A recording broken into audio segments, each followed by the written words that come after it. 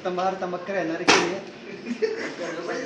Terus tahu itu di sana berarti masa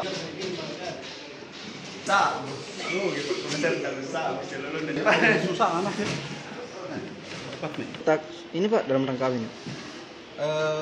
Karena telah terregister gugatan paslon nomor 1 di MK kemarin, maka sesuai amanah PKPU nomor 12 tahun 2016 pasal 71 nomor 2 huruf A, maka memungkinkan bagi KPU untuk berkoordinasi dengan Panwas dan kepolisian dalam hal ini untuk membuka kotak suara untuk mempersiapkan alat-alat bukti yang kita butuhkan, data-data yang kita butuhkan.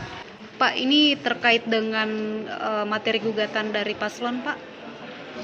Materi gugatan paslon itu lembaran 168 lembar, sementara kami sudah mempilah-pilah dan mempelajarinya. Kemudian pihak kuasa hukum kami juga sudah mempelajarinya. Nantilah kita berbicara lebih teknis terkait itu.